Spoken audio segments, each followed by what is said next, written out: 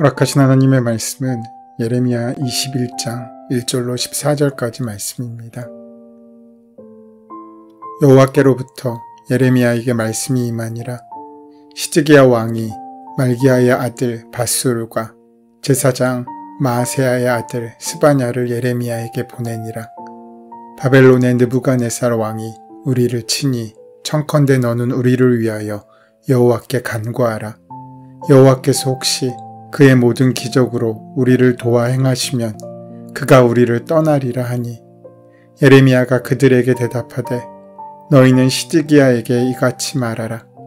이스라엘의 하나님 여호와께서 이와 같이 말씀하시되, 보라, 너희가 성 밖에서 바벨론의 왕과 또 너희를 애워싼 갈대아인과 싸우는 데 쓰는 너희 손의 무기를 내가 뒤로 돌릴 것이요 그것들을 이 성 가운데 몰아들이리라. 내가 든 손과 강한 팔 곧 진노와 분노와 대노로 친히 너희를 칠 것이며, 내가 또 사람이나 짐승이나 이 성에 있는 것을 다 치리니 그들이 큰 전염병에 죽으리라 하셨다 하라. 여호와의 말씀이니라. 그 후에 내가 유다의 왕 시드기야와 그의 신하들과 백성과 및 이 성읍에서 전염병과 칼과 기근에서 남은 자를 바벨론의 느부갓네살 왕의 손과 그들의 원수의 손과 그들의 생명을 찾는 자들의 손에 넘기리니, 그가 칼날로 그들을 치되 측은히 여기지 아니하며 긍휼히 여기지 아니하며 불쌍히 여기지 아니하리라 하셨느니라. 여호와께서 말씀하시기를, 보라, 내가 너희 앞에 생명의 길과 사망의 길을 두었노라. 너는 이 백성에게 전하라 하셨느니라. 이 성읍에 사는 자는 칼과 기근과 전염병에 죽으려니와 너희를 애워싼 갈대아인에게 나가서 항복하는 자는 살 것이나 그의 목숨은 전리품 같이 되리라. 여호와의 말씀이니라. 내가 나의 얼굴을 이 성읍으로 향함은 복을 내리기 위함이 아니요 화를 내리기 위함이라. 이 성읍이 바벨론 왕의 손에 넘김이 될 것이요 그는 그것을 불사르리라.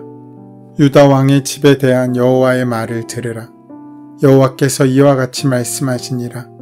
다윗의 집이여, 너는 아침마다 정의롭게 판결하여 탈취당한 자를 압박자의 손에서 건지라. 그러하지 아니하면 너희의 악행 때문에 내 분노가 불같이 일어나서 사르리니 능히 끌 자가 없으리라. 여호와의 말씀이니라. 골짜기야 평원 바위의 주민아 보라. 너희가 말하기를 누가 내려와서 우리를 치리요 누가 우리의 거처에 들어오리요 하거니와 나는 내 대적이라. 내가 너희 행위대로 너희를 벌할 것이요 내가 또 수풀에 불을 놓아 그 모든 주위를 사르리라. 여호와의 말씀이니라. 예레미야서 21장의 내용은 유다와 예루살렘의 멸망이 다가왔을 때 그 마지막 과정에서 일어난 사건을 기록하고 있습니다. 유다와 예루살렘의 멸망에 대해 예레미야가 그토록 경고 예언을 했지만 유다의 마지막 왕인 시드기야는 그 말에 귀를 기울이지 않았고 오히려 예레미야를 옥에 가두거나 박해하였습니다. 그러다가 바벨론의 느부갓네살 왕이 군대를 이끌고 유다를 침공하여 다른 지형을 장악한 후 예루살렘을 포위하게 됩니다. 이처럼 나라의 운명이 풍전등화 같은 절체절명의 순간에 국가의 존립을 위협받는 상황 가운데 이르게 되자 시드기야는 예레미야가 오래전부터 이러한 위험한 상황이 벌어질 것이라고 예언했음을 기억해냈고 자신의 신복인 두 사람 밧술과 스바냐를 예레미야에게 보내어 도움을 요청합니다. 그렇게 예레미야를 찾아갔던 두 사람을 살펴본다면 말기야의 아들 밧술은 20장에서 예레미야를 때렸던 임멜의 아들 밧술과는 다른 사람입니다. 이 밧술은 예레미야서 38장 4절에 언급된 대신들의 범주에 드는 사람으로 정치인이었습니다. 그리고 또 한 사람인 스바냐는 제사장이었습니다. 그는 예레미야에게 적대적인 태도를 취했던 사람은 아니었던 것 같습니다. 만약에 이 스바냐가 예레미야 52장 24절에 언급된 부제사장이라면 그는 사건 당시 유다의 제사장 중에 두 번째 자리에 있었던 2인자라고 볼 수 있습니다. 종합해 본다면 지금 예레미야를 찾아온 밧술과 스바냐는 왕이 신임하는 정치인과 종교인으로 바벨론의 침공을 초래한 친이집트 그룹의 핵심이라고 추정할 수 있습니다. 예레미야를 찾아온 그들은 시드기야 왕의 메시지를 전달합니다. 하나님께 부탁하여 멸망을 막아달라고 기도해 줄 것을 요구하고 있는 것입니다. 그 부탁이 진정성 있는 회개인지 아니면 위기를 모면하기 위한 거짓말인지는 그 다음 구절에 드러납니다. 하나님께서는 예레미야를 통해 그의 간청을 물리치십니다. 그들이 만약에 온전히 회개하고 요청했다면 하나님께서는 분명 응답하셨을 것입니다. 시드기야의 고조 할아버지였던 히스기야도 기도로 생명 연장을 허락받지 않았습니까? 하지만 그들은 하나님의 뜻대로 살지 않았던 지난날에 대한 반성도 회개도 없이 그저 위기에서 나라를 구해달라고 하나님의 도움만 요청하고 있었던 것입니다. 많은 사람들이 이와 같이 기도합니다. 기도 부탁을 하고 중보를 요청합니다. 그런데 정작 자신은 회개하며 기도하지 않습니다. 자신의 일임에도 불구하고 기도는 남이 해주는 것으로 아는 경우가 많습니다. 이것은 진정한 회개일 수도 진정한 간구일 수도 없습니다. 하나님의 말씀을 귓등으로 흘려버리고 자기 마음대로 살다가 삶 속에서 일어나는 어려움을 해결해 달라고 기도하는 모습 속에서 우리의 평소의 모습은 없는지 되돌아볼 필요가 있습니다. 하나님께서는 내가 원할 때 마치 슈퍼맨처럼 나타나셔서 내 문제를 해결시켜 주시는 분이 아니십니다. 자판기처럼 내가 원하는 것들만을 공급해 주시는 분이 아니십니다. 하나님은 우리 인생의 주관자이십니다. 우리를 만드셨고 우리를 구원하셨습니다. 우리의 인생을 주관하시는 분이십니다. 우리가 그분의 뜻을 따라 그분이 주신 인생을 살아갈 의무가 우리에게 있습니다. 나를 향하신 주님의 뜻이 무엇인지, 내가 품고 이루어야 할 하나님 나라가 무엇인지 늘 두려운 마음으로 살피며 살아가야 할 책임과 사명이 있었던 것입니다. 하지만 지금 그들은 그러한 온전한 회개로 나아가지도 않고 단지 지금의 고난만을 벗어나는 데에 관심을 가지고 있었습니다. 그렇게 회개 없이 문제의 해결만을 구한 그들을 향한 예레미야의 대답은 절망적이었습니다. 그들이 듣고 싶었던 말이 아니었습니다. 예레미야가 지난 시간 동안 한결같이 선포해왔던 메시지입니다.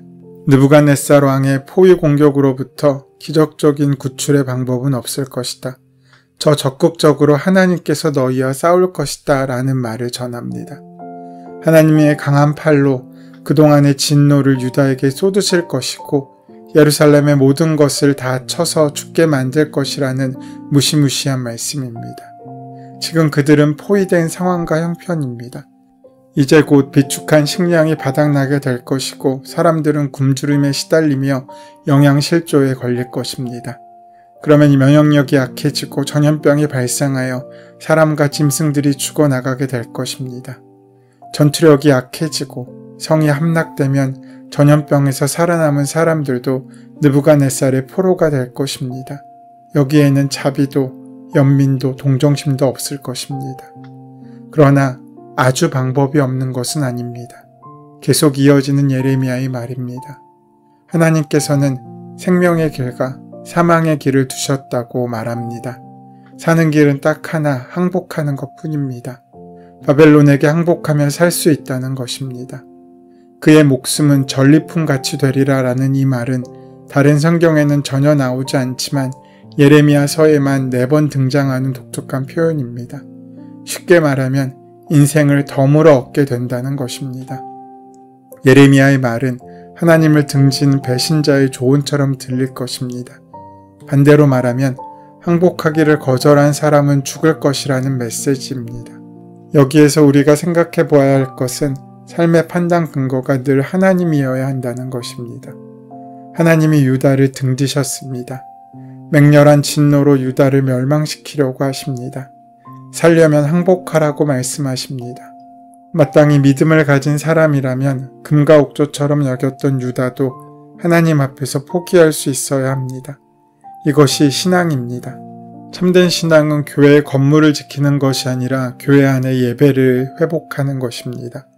하나님의 모든 것을 상대하고 말씀을 따라 살아갈 용기를 우리 안에 붙잡고 그 삶을 살아가는 것이 신앙을 지키는 것입니다. 우리는 하나님 아닌 것들에 목숨을 겁니다. 우리 모두가 두 발을 디디고 살아가는 이 나라가 참 소중합니다. 그래서 이 나라의 안녕과 번영과 평화를 위해 기도해야 합니다. 이 나라가 바른 길로 갈 수 있도록 관심과 참여를 아끼지 말아야 합니다. 그러나 중요한 것은 우리의 뜻과 의지대로가 아니라 하나님의 말씀이 지시하시는 바대로 움직이도록 힘써야 한다는 것입니다. 하나님의 뜻과 상관없이 자신의 정치 성향으로 사람들을 손가락질해서도 안 되고 자신과 지향점이 다르다고 하여 정죄해서도 안 됩니다. 신앙인은 세상과 소통하기 위해 상식에 통하는 사람이라는 것입니다. 하지만 그렇다고 인간 논리에만 머물러 있어서도 안 됩니다. 하나님의 말씀이 세상의 생각과 다를 수 있습니다. 나라의 안녕을 위해 하나님께 기도해달라고 찾아온 왕의 사절단 앞에서 항복하는 사람만이 살게 될 것이라고 하나님의 말씀을 선포하는 예레미야의 마음은 어떠했겠습니까? 오늘 나에게 주신 하나님의 말씀을 가감없이 선포할 수 있는 용기가 우리 가운데 필요합니다. 세상의 생각과 정면으로 부딪히더라도 예레미야처럼 말씀대로 사는 것 때문에 고난당하는 일이 있더라도 선포하고 살아갈 용기를 얻을 수 있어야 합니다. 이것이 신앙인의 길이고 주님을 따르는 길입니다. 이어지는 11절 말씀에서부터 하나님께서 원하시는 말씀이 전해집니다. 그 말씀은 다윗의 왕가에 전하는 말씀이었습니다. 다시 말해 지도자들에게 권하는 말씀입니다. 어쩌면 이스라엘의 멸망은 지도자들의 문제였을지도 모릅니다. 우리가 잘 알듯이 지도자 한 사람에 의해 공동체가 일어나기도 하고 죽기도 합니다. 그만큼 누가 그 나라를, 그 사회를 이끄는지 지도자가 중요합니다. 지도자라는 것이 다름이 아닙니다. 하나님의 사람, 그 한 사람이 지도자일지 모릅니다. 생명에 있는 한 사람에 의해 주변이 변하고 공동체가 변합니다. 그들에게 하나님은 이렇게 말씀하십니다. 공의로운 판결을 하고 고통받는 이들을 구하며 억압하는 자들의 손에서 약한 자들을 건져주라. 사자성어 중에 사필규정이라는 말이 있습니다. 모든 일은 반드시 바른 대로 돌아간다는 뜻입니다. 저는 하나님께서 우리에게 약속하신 가장 귀한 약속이 사필규정이라고 생각합니다. 성서의 언어로는 신원하시는 하나님이십니다. 하나님의 때가 되면 주님의 진리로 모든 것을 제자리로 돌이키실 것을 믿습니다. 악은 부서질 것이고 선은 세워질 것입니다. 가짜는 사라질 것이고 진짜는 드러날 것입니다. 그른 것은 버려질 것이고 옳은 것은 칭찬을 받을 것입니다. 모든 것이 하나님의 뜻을 따라 제자리로 돌아갈 것입니다. 억울한 자들은 해소될 것이고 억압받는 자들은 해방될 것입니다. 어렵게 주님의 등불을 지킨 이들은 아름다운 신부가 될 것이고 아간처럼 자신의 배를 채우기 위해 꼼수를 부렸던 이들은 그렇게 악착같이 모았던 자신의 소유를 다 빼앗기게 될 것입니다. 이것이 바로 하나님의 정의입니다. 이 정의의 믿음이 우리에게 중요한 이유는 그 믿음이 있어야 우리가 올바르게 살 수 있기 때문입니다. 그 믿음이 없다면 우리는 옳은 길을 걸을 수 없습니다. 조금만 어려워도 조금만 고난받아도 우리는 쉽게 길을 잃고 말게 될 것입니다. 하나님의 사필규정의 약속을 믿지 못한다면 말입니다. 오늘도 우리가 그리스도의 말씀을 품고 사는 것은 반드시 하나님의 정의가 우리 삶 가운데 실현될 것을 믿기 때문입니다. 그렇지 않다면 힘들고 어렵고 좁은 이 길을 우리가 어떻게 걸어갈 수 있겠습니까? 사랑하는 여러분, 오늘도 우리는 주님의 말씀을 붙들고 살기에는 어려운 환경 가운데 놓여질 것입니다. 늘 불안할 수도 있습니다. 때로 나의 자아가 하나님과는 다른 선택을 강요할 수도 있습니다. 그럼에도 불구하고 우리가 보이지 않는 하나님을 바라보며 사는 이유는 한 가지입니다. 마지막 때에 하나님의 심판의 날에 그 모든 것이 다 드러날 것이기 때문입니다. 그때에는 모든 것이 자신의 자리로 돌아갈 것이기 때문입니다. 그것이 주님의 약속입니다. 오늘 그 하나님의 약속을 선하게 믿고 사는 우리의 복된 하루가 되기를 소원하고 축원합니다. 은혜의 주님, 환난 날에 겸손히 주 앞에 무릎 꿇는 우리가 되게 하옵소서. 자만심으로 가득하여 하나님의 심판을 토로했음에도 깨닫지 못하는 우리의 어리석음을 용서하여 주시옵고 끝까지 바른 믿음의 길을 걸을 수 있도록 인도하여 주시옵소서. 예수님의 이름으로 기도드립니다. 아멘. 이제 오늘 이 아침 우리에게 허락하신 오늘 본문의 말씀이 지금 나에게 주신 하나님의 말씀으로 만나지기 위하여 본문의 말씀을 깊이 묵상하시고 함께 기도하는 시간 가지도록 하겠습니다. 함께 기도합니다.